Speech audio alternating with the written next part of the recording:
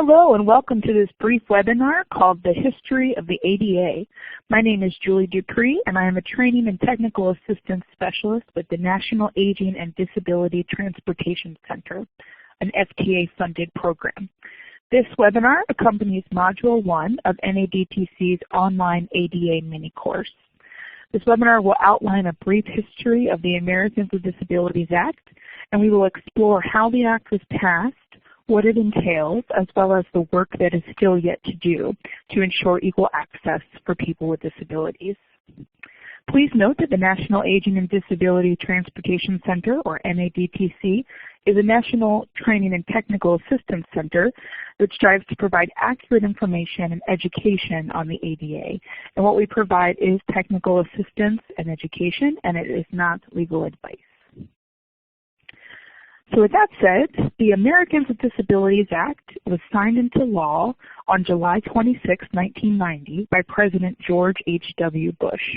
It is a federal civil rights law that prohibits discrimination against individuals with disabilities in all areas of public life, including employment, schooling, transportation, telecommunications, and essentially all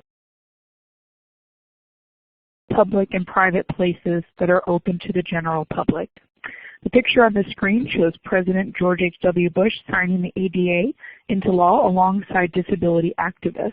And the passing of the ADA in 1990 was truly groundbreaking legislation, and we will discuss why as the webinar progresses.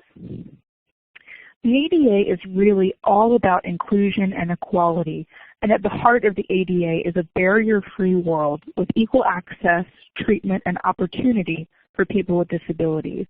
It provides a platform where people with disabilities can have the rights to the same access and treatment as people without disabilities.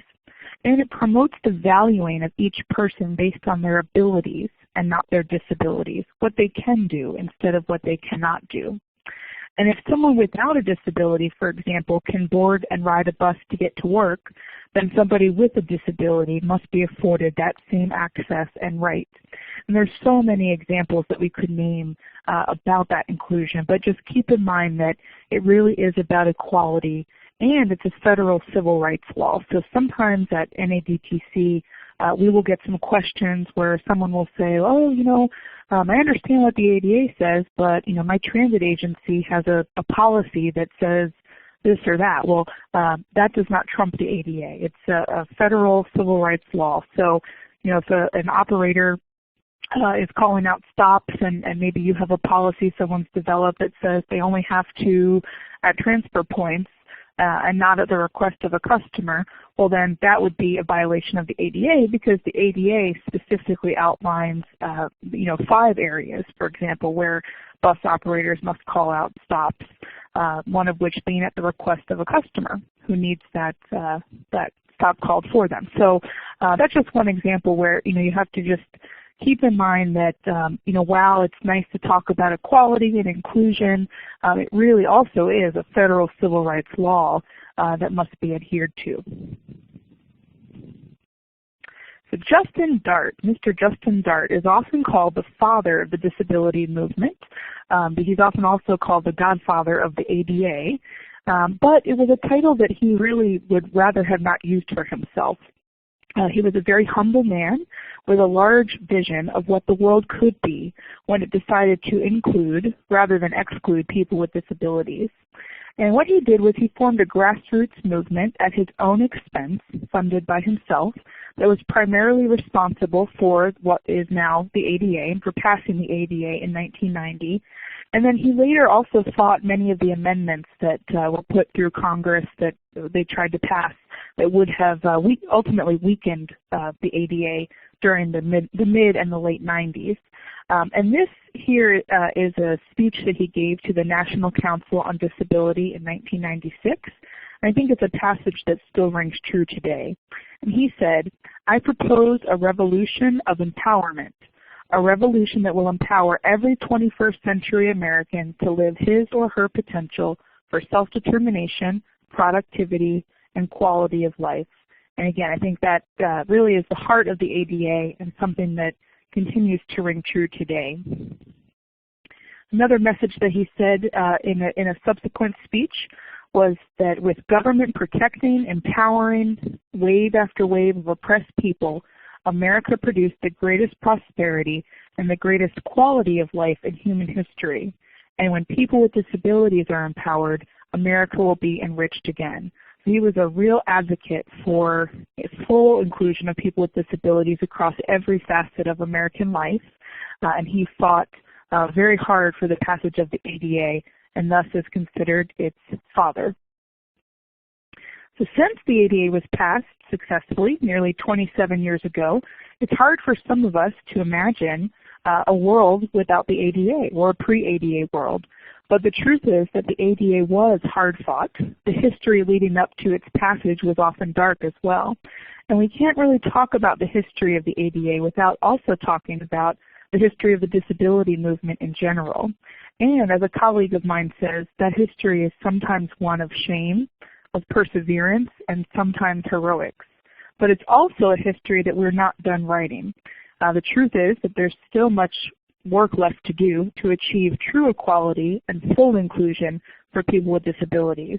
I often tell people in presentations or in courses that I teach that the ADA is really just the ground level, it's the starting point, and we must continue to work from there to build on it. It's sometimes easy to get caught up in the details of the ADA, such as, the width of a door or the slope of a ramp, but again, first and foremost, it's a civil rights law. It was based on the Civil Rights Act of 1964 and the Rehabilitation Act of 1973. And when we think about transportation specifically, which I'll get to in just a moment, but the purpose with regard to transportation is to establish equal access to public transportation for people with disabilities and to create an equal travel environment. So for whatever your role is in your daily work, just keep that in mind, whether you're training bus operators or you're running a transit system, it's all about that equal environment and equal access. So here are just a few examples of what inadequate access looked like for people with disabilities in the past. The first picture at the top left of the screen shows an institution for children with disabilities. And we could spend a whole webinar or probably a 5-day in-person course just talking about that movement. But it is important to remember that so often people with disabilities in American society were institutionalized and often hidden from public view. So in some ways, maybe it was easy for folks of the past to create an environment without much thought to the needs of people with disabilities or how somebody would get around in a different fashion or access the service differently than somebody without a disability would. The second picture on the bottom left of the screen shows a pre-ADA bus from the late 1980s. And you'll notice that there is no lift, there's no ramp, and there's just steps to get on the bus. So this is an example of something that, there'd be no way that a person using a wheelchair could board or ride this bus in an accessible or equal fashion. So it's limiting that equality and that access.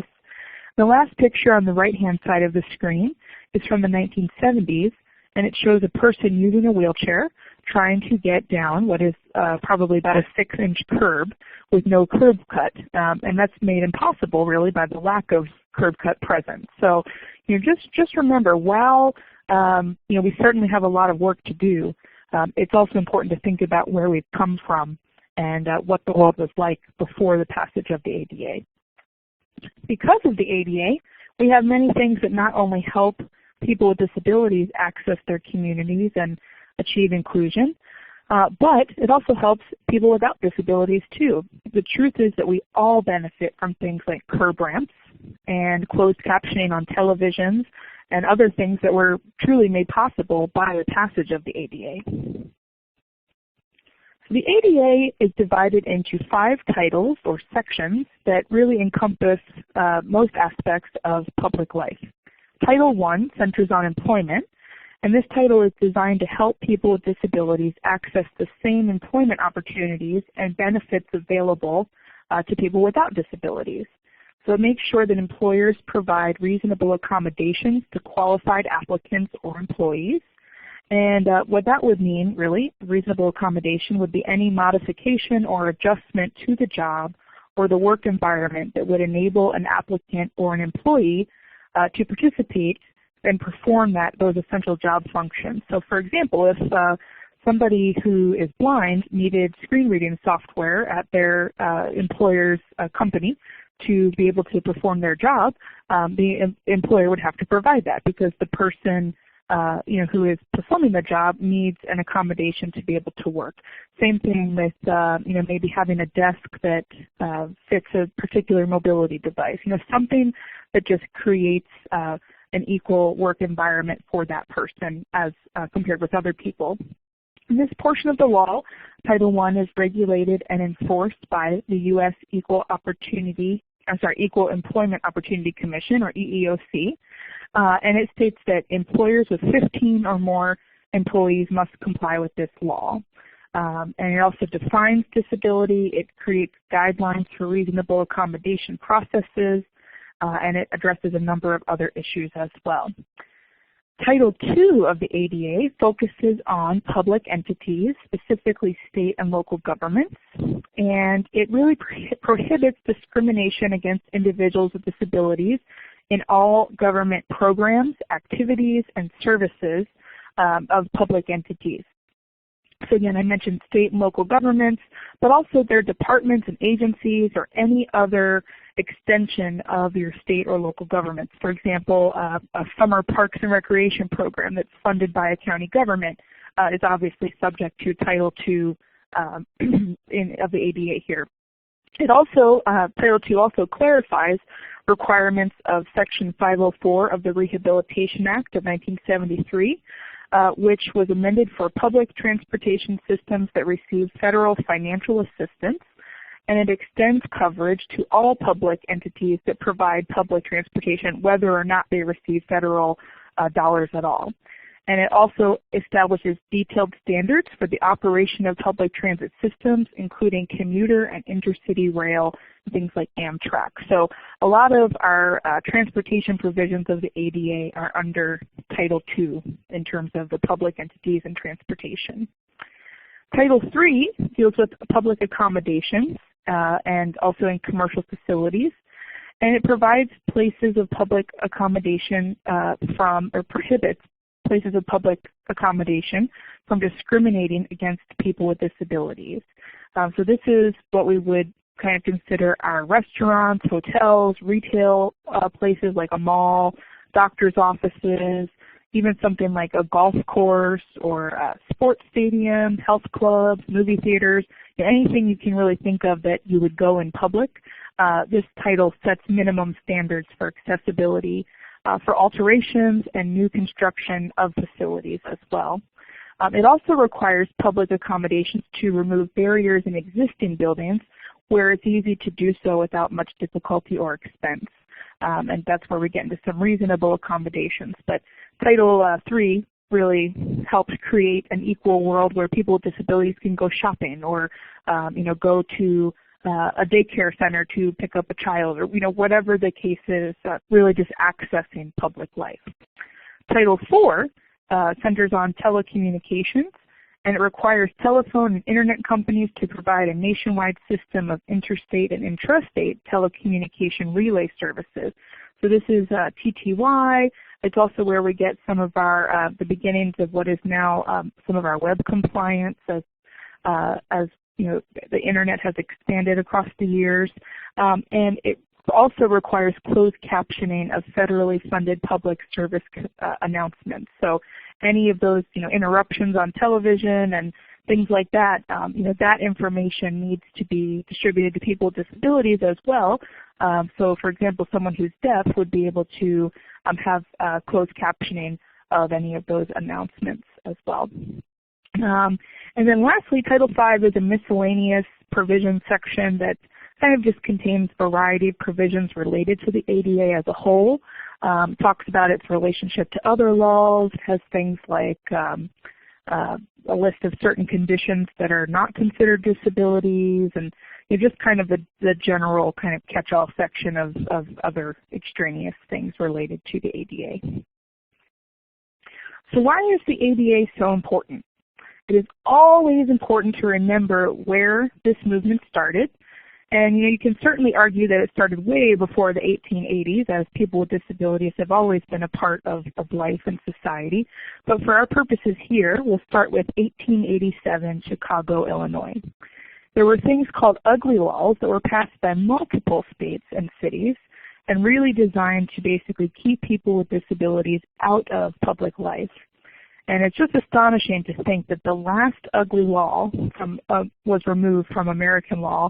That was done so in 1974. So for quite some time there were laws on the books in many places that were really designed to push people with disabilities out of public view and not help them integrate into public life and access the same things that people without disabilities could access.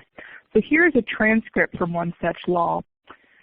And this is one from Chicago, and it says, "No person who is diseased, maimed, mutilated, or in any way deformed so as to be an unsightly or disgusting object or improper person to be allowed in or on the public ways or other public places in this city, or shall therein or thereon expose himself to public view under a penalty of not less than $1 nor more than $50 for each offense." So this one in particular, people with disabilities could just be fined for being out in public. And there's a picture on the screen that shows a man with crutches being arrested for simply being out in public. So dark history in many places, but it's important to think about where some of the starting points have been. The build up to the ADA took quite a while, but some other things, some federal laws were passed along the way that both aided people with disabilities while simultaneously furthering the environment under which the ADA was ultimately created. The Social Security Act was signed into law in 1935 by President Franklin Roosevelt and is a social welfare legislative act. It created what we now know as our Social Security system in the United States. And although the program has been altered since its signing, its original purpose was to provide federal assistance to people unable to work. Next, we have the Architectural Barriers Act of 1968 that was signed into law by President Lyndon Johnson. And it characterized barriers, specific barriers, to access as a failure on the part of the government that perpetuated what they called cruel discrimination. And the ABA requires access to facilities designed, built, altered, or leased with federal funds.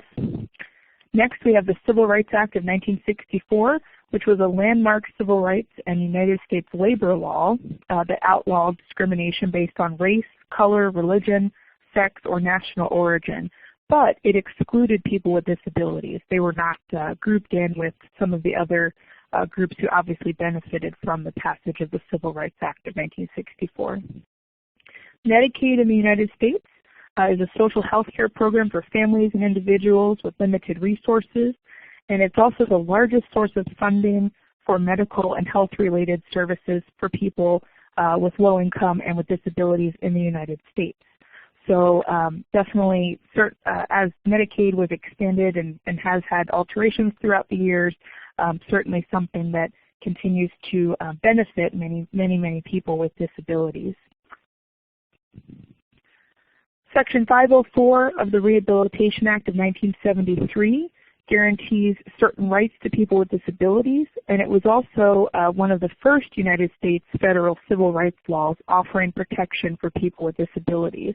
And it set the precedent for subsequent legislation that was passed, including the ADA a few years later in 1990. The Education for All Handicapped Children Act, which is now what we refer to as the IDEA Act, requires public schools accepting federal funds to provide an equal access to education for children with disabilities as they would to children without disabilities. And public schools under this were required to evaluate children with disabilities and to create an educational plan with parent input that would emulate as closely as possible to the educational experience of children without disabilities. And this was a really instrumental act that, again, now referred to as the IDEA Act, continues to enhance opportunities for students with disabilities.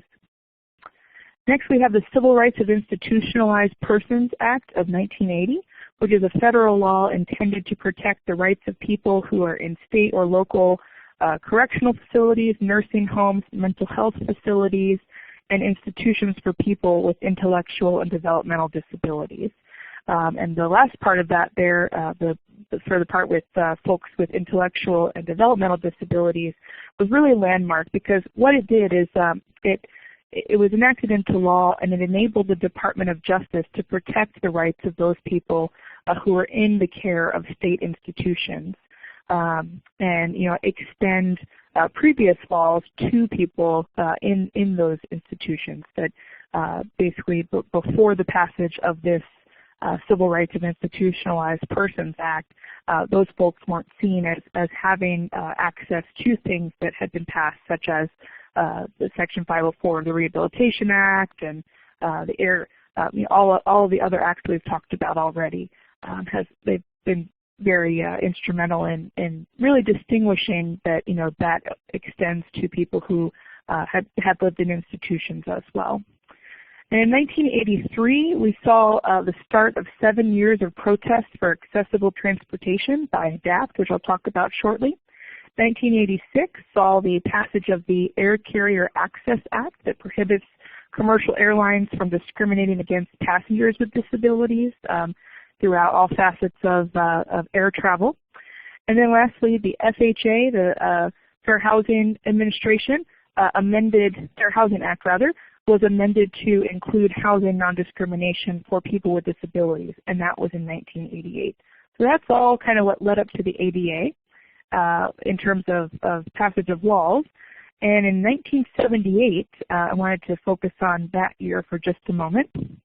There was a groundbreaking protest by ADAPT, which is a grassroots disability organization that was really kind of put together around this specific protest. And in 1978, there were a group of demonstrators who were referred to as the Gang of 19, and they were members of the Atlantis community. And they started ADAPT after several years of these local bus protests. And the picture here on the screen is of one that they had in Denver, where they actually blocked a bus from being able to leave and go on its route with a Greyhound bus. And these folks, many of which were individuals who use wheelchairs, they blocked the bus with their wheelchairs, and they held signs saying things such as "We will ride" and "Wheelchair Warriors," and they stayed there all night. And basically promoting the fact that people with disabilities could not get on a Greyhound bus and they could not take that same trip that somebody without a disability could. And really what they did was bring attention and awareness to the lack of civil rights that the disability community had.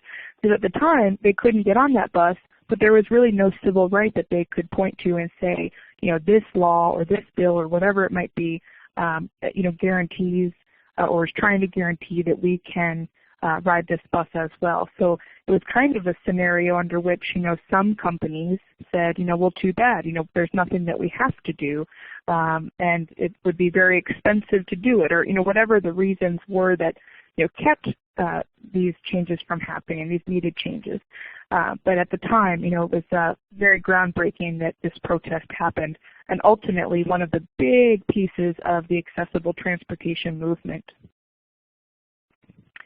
So now that the ADA has been around for almost 27 years, we can say that we've certainly made a lot of progress, but we continue to work toward a world with even more inclusion than the base level provided by the ADA. Laws continue to be amended and strengthened through various regulations, and as technology enhances all facets of our lives, it also provides unparalleled access to the world for people with disabilities. Another area we continue to see amazing progress in is through the home and community-based services work that happens that helps people with disabilities and continues to promote equality and full inclusion. And in 2008, the Americans with Disabilities Act Amendment Act, or the ADAAA, was signed into law and became effective on January 1st, 2009. And what that did was it made significant changes to the definition of disability. Those changes applied to all titles of the ADA, including Title I, Title II, Title III, anything that was currently in the ADA. The changes that were made to the ADA apply to all facets of the ADA. And Julie Peterson, who's a researcher from UMass Amherst, sums up what we're talking about here perfectly in a recent writing that she did on disability activism. And she says, disability activists have refused to accept the status quo. Since the mid-20th century, they have persisted and influenced public policy, resulting in legislation that made discrimination against those with disabilities illegal. Today, through processes like universal design, we continue to see a shift in society's mindset toward individuals with disabilities. Designers are approaching the built environment with ever more innovative solutions to urban architectural obstacles facing people with disabilities. I think that's really important for us in the transportation world to remember. But as I mentioned a few times already, there is still work left to do to promote equal access. And the graphic on the screen, I think, perfectly sums up what full inclusion looks like. It's not certainly not exclusion, but it's also not separation or integration either. It's really about blending everything that's afforded to people without disabilities and giving those same things the same way to people with disabilities. So with that said, I'd like to thank you for your time today.